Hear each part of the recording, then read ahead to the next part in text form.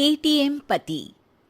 ATM तो आप लोगों ने बहुत सारे देखे होंगे, पर क्या कभी कोई चलता फिरता एटीएम देखा है? अरे अरे चौंके मत, मैं बात कर रही हूँ अमित दुबे की। यही तो है हमारे चलते फिरते एटीएम। दुबे परिवार ग्वालियर शहर में रहता है। घर में अमित के अलावा उसकी पत्नी सरिता और अमित के माँ बाप रहते हैं। अरे अमित बेटा, आज वो रोशनी के बेटे के पहले जन्मदिन में जाना है, तो सोच रही हूँ उसे तोहफे में 100 रुपए दे दूँ। जरा देना तो। अरे माँ, 100 रुपए में क्या होगा? बच्चे का पहला जन्मदिन है। 501 दो, 501, या फिर 1001 ही दे दो ना आप तो। अरे नहीं नहीं बेटा, 501 ही सही रहेगा। माँ तुम टेंशन मत लिया करो, कमा रहा हूं ना मैं। भगवान की दया से हमारी दुकान काफी बढ़िया चल रही है, इसलिए तुम पैसों की टेंशन मत लिया करो। पर थोड़ी सेविंग्स भी जरूरी है ना? अरे सरिता, आज खर्चा नहीं करेंगे तो क्या मरने के बाद करेंगे? अरे किसी बात की कभी कंजूसी नहीं करनी चाहिए। कंजूसी और बचत में फर्क होता है जी। चलिए, मुझे 5,000 रुपये दीजिए, एक काम है मुझे। अरे अभी क्या काम याद आ गया एकदम से? मुझे बता तो मैं कर दूंगा काम, तुम क्यों तकलीफ लेती हो? अमित घर से दुकान चला जाता है और रात को वो अपने दोस्तों के साथ पार्टी करने एक बड़े से होटल में जाता है। अरे आज तो मजा आ गया, क्या लाजवाब खाना था। अरे पर खर्चा भी बहुत ज्यादा हो गया। अरे भाई, तू खर्चे की टेंशन क्यों ले रहा है? आज सारा बिल मैं दूंगा, मेरी तरफ से पार्टी। अरे अरे पर अमित। वेटर, जरा बिल तो लगा देना। वेटर बिल लेकर आता है और टिप की डिमांड करता है और अमित सबके सामने दिखावे में उसे 500 रुपये टिप दे देता है। ये रखो तुम्हारी टिप। और ऐसे तो क्या है, आते जाते रहते हैं यार। Enjoy life. पार्टी के बाद अमित घर आता है और सरिता उससे कहती है, आप पूरी दुनिया में पैसे बांटते फिरते हैं, लेकिन जब मैं मांगती हूँ तो आप कुछ ना कुछ बहाना बना देते हैं। आखिर मेरी भी कुछ ज़रूरतें होती है ना? अरे सरिता, ये कैसी बात कर रही हो तुम? पत्नी हो तुम मेरी, जो मेरा है वो सब तुम्हारा ही तो है। तुम बताओ किस चीज़ की कमी है हमारे घर में?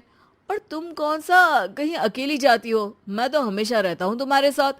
तुम्हारा चलता फिरता एटीएम। सरिता को मन ही मन में ये बात खटकती है कि अमित उसका ख्याल अच्छे तरीके से नहीं रखता है, बस दुनिया के सामने अपनी शान दिखाता फिरता है। अगले दिन अमित के पिताजी उससे कहते हैं, अमित बेटा, वो गणपति उत्सव में चंदा देना है। 501 रुपए दे दिए हैं, चलेगा ना? अरे पिताजी, आप मेरी बदनामी करवाएंगे क्या? अरे इतने बड़े आयोजन में सिर्फ 501? क्या इज्जत रह जाएगी मेरी कॉलोनी में? लोग क्या सोच रहे होंगे? अभी जाते जाते 5,000 रुपये और दे देता हूँ उन लोगों को। हाँ अच्छा ठीक है बेटा, जैसा तुम ठीक समझो। सरिता, मैं नई कार लेने का सोच रहा हूँ। एक पार्टी का पेमेंट आया है तो उससे कार ले लेते हैं।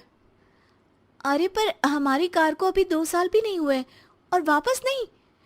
मैं इतने दिनों से स्कूटी मांग रही हूँ, वो अभी तक नहीं दिलाई, और नई कार लेनी है।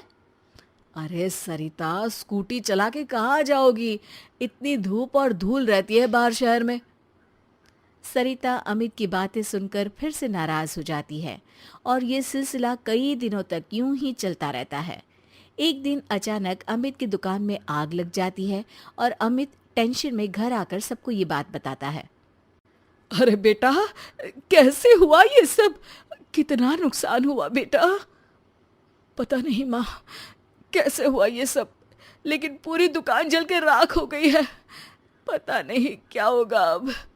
अरे टेंशन मत लो अमित बेटा, सब ठीक हो जाएगा। अरे टेंशन कैसे ना लूं पिताजी? दुकान में 2 लाख कैश रखा हुआ था, वो भी जल गया है। और कल वो कैश बैंक में डालना था, अब तो चेक बाउंस हो जाएगा। अरे बेटा, बैंक में कुछ पैसे बचे होंगे ना, वो काम आ जाएंगे अभी। अरे नहीं ना माँ, बैंक में मुश्किल से 10-15 हज़ार होंगे।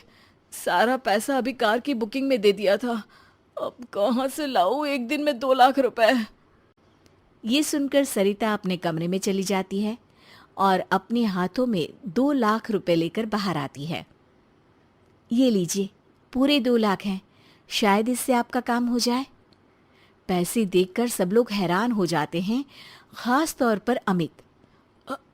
तुम्हारे पास इतने पैसे कहाँ से आए सरिता?